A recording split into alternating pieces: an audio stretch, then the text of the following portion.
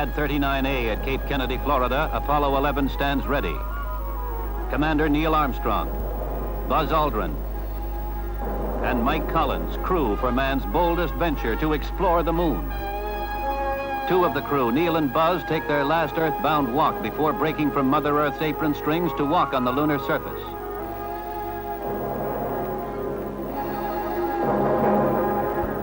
The countdown proceeds. 5, 4, 3, 2, 1, 0. All engine running. Liftoff. We have a liftoff. 32 minutes past the hour. Liftoff on Apollo 11.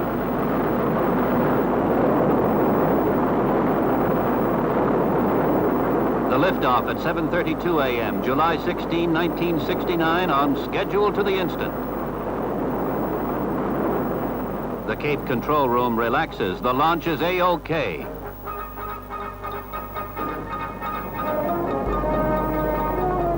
More than 1 million, a bedazzled multitude headed by former President Lyndon Johnson, are overcome by awe and pride. Radar-controlled cameras record the launch vehicle through the separations.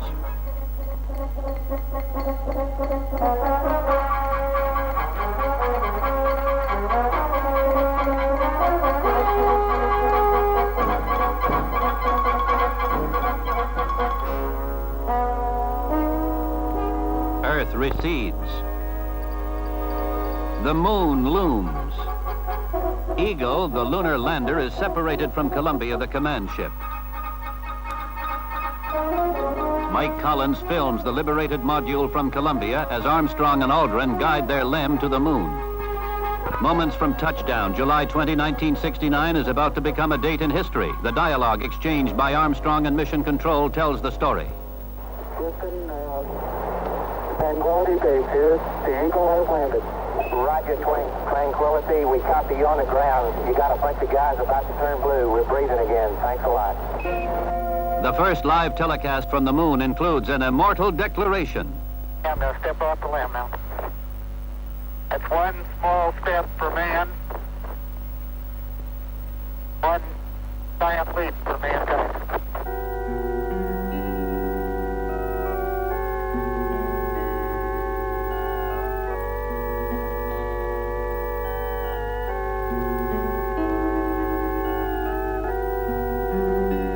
Buzz Aldrin becomes the second man on the moon to achieve President John F. Kennedy's goal set 8 years ago. A heroic odyssey of bewildering complexity, it is symbolized by the stars and stripes. For the first time from a reliable source, we hear that the moon is not made of green cheese. The surface is fine and powdery. I can pick it up loosely with my toe.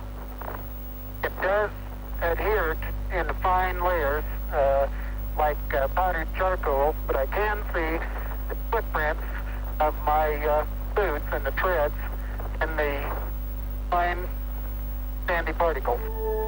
They collect moon samples for scientists on Earth to analyze. If not green cheese, what then? A few pounds of rocks and sand more valuable than all the gems on Earth. They hold the secret history of the moon.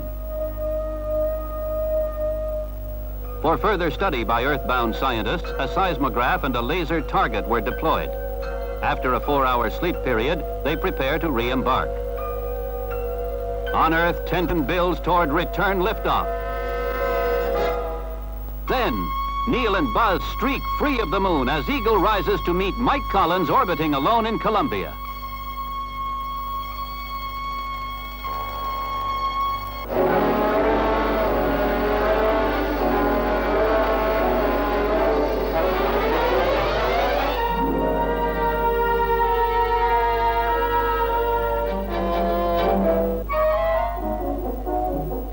A difficult maneuver must still be accomplished.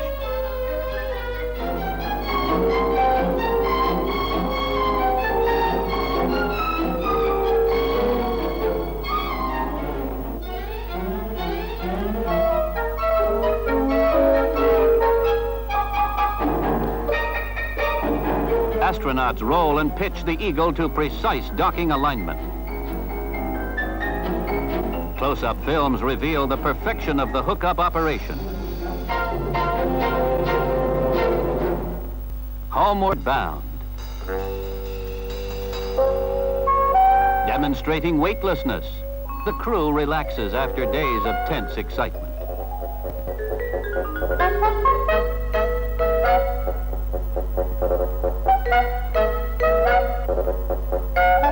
With all her woes, Mother Earth looks good to her furthermost wanderers. The recovery ship Hornet confirms re-entry with radar scanning the horizon for the splashdown. A helicopter is Johnny on the spot, finding the trio changed from spacesuits to special isolation garments. President Nixon has come to watch their homecoming. Recovery from the sea is performed by the Apollo team with the same flawless efficiency as everything in the 8 days that went before.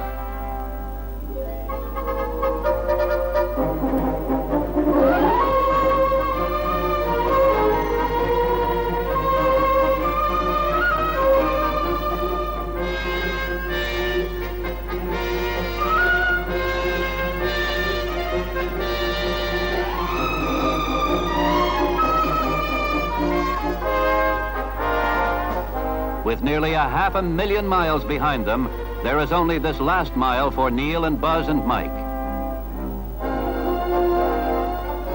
At Mission Control, the men who guided and directed breathe a sigh of thanks and relief.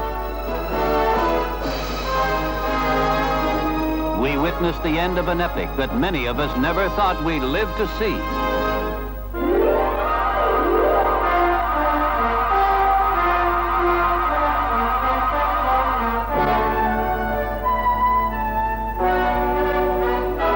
Yet the heroes must be quarantined, for no one knew if the strange moon dust is friend or foe. Weeks of isolation and debriefing lay ahead while they were watched and tested for any ill effects.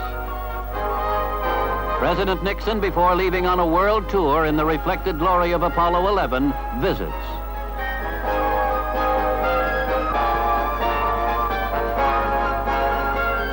A presidential salute for those who told the world, we came in peace for all mankind.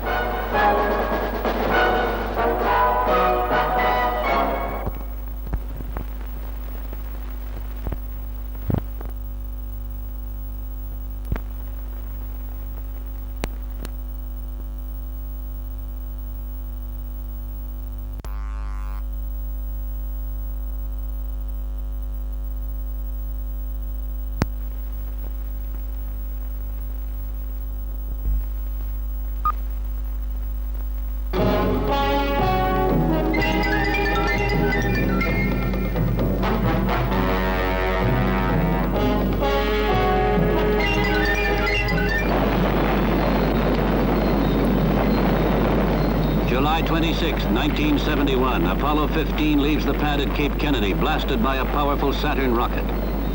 The 363-foot-high rocket, burning 15 tons of fuel per second at blastoff, starts a 12-day round-trip voyage to the moon.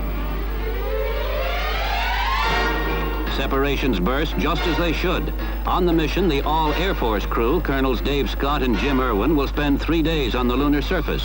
While orbiting, Major Al Warden on the command ship shoots moonscape hitherto unfilmed. Ground control monitors the LEM docking, and it goes smoothly. A little later, they worry over a short circuit and a leak. But the astronauts prove to be plumbers and electricians. So it's go for descent. The lunar module Falcon undocks for the landing. Here's the target area where scientists hope to find rocks older than any ever found on Earth. From the Falcon, the command ship Endeavour is shown orbiting the Apennines. And twisting Hadley Rill. Falcon swoops down at a steep angle. It's the trickiest landing yet attempted because of the surrounding peaks. They are about to make what Houston scientists will call a bullseye landing. Setting down only 1,000 yards from the target, a near miracle accomplishment. A TV camera mounted outside the LEM allows Houston and the whole world to watch Mission Commander Dave Scott step onto the moon's surface, the 7th man to do so.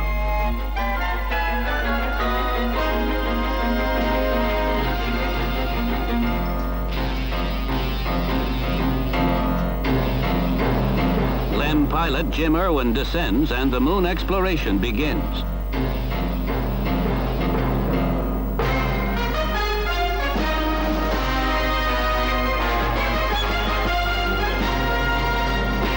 In 3 explorations of 67 hours, they will collect samples of rock and soil in 3 kinds of terrain: the mountainous Apennines, the cratered plain, and from the rim of 1,200-foot deep Hadley Rill. A minor difficulty is experienced. The sensational lunar rover gets stuck on the unloading platform. Ground control is concerned as they watch the TV monitor. The trouble is overcome, and the rover is ready to roll. The rover, an electric-powered car, can make 8 miles per hour top speed. On Earth, it weighs 450 pounds, but in the 1/6 gravity of the moon, it weighs only 80. The rover carries a color TV camera controlled by an engineer in Houston 250,000 miles away. Underway on the historic lunar buggy ride, the astronauts head for the 14,000-foot Apennines. Houston gets a running commentary on terrain features from the astronauts, who are masters of geology. In all, they collect 171 pounds of samples, tagging each for future identification by Earth scientists. Moving on foot is cumbersome, and Colonel Scott takes a tumble.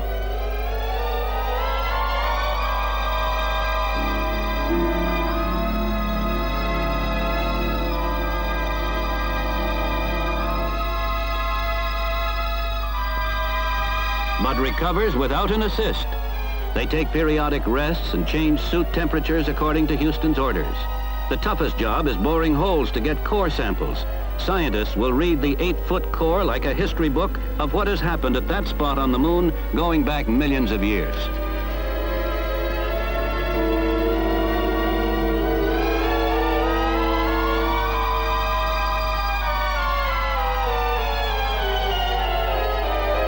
At the rim of Hadley Rill, the astronauts are carefully monitored. When they begin to get in too deep, Houston orders them back.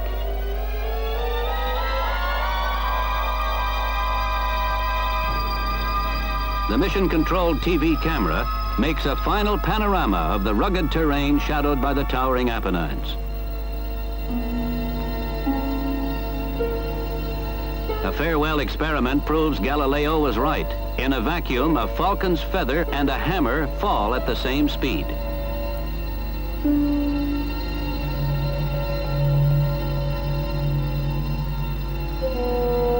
Many recording instruments are deployed to continue sending data after they leave. The rover is abandoned, but the U.S. flag honors their achievement. Now, for the first time, Earth can see the Falcon take off courtesy of rover's TV camera.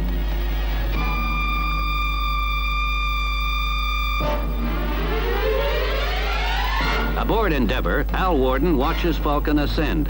His 3 lonely days in orbit end. The last experiment, they launch a satellite to study radiation and magnetic forces. Major Warden takes a spacewalk to recover film from the service module.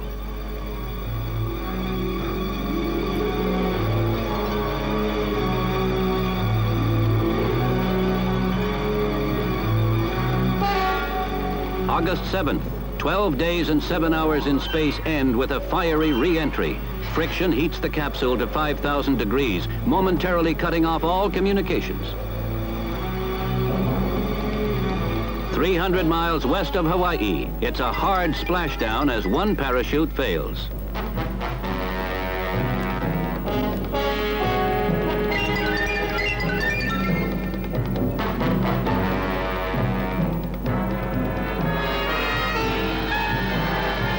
But all were safe, and Houston took a deep breath. Apollo 15 was a huge success. Houston was not the only spectator. A Soviet trawler monitored Apollo's triumph.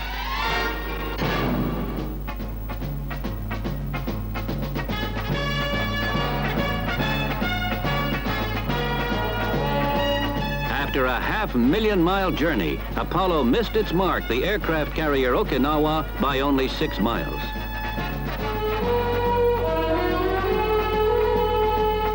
A special reward awaits the trio, this time no quarantine. Scientists have ruled no life is present on the moon, not even germs. These heroes can rejoin families and friends without delay. At Houston, the heroes view their moon samples and the Genesis Stone, the oldest bit of the universe ever found and the gem of man's greatest and most successful moon visit. Another epic for world history.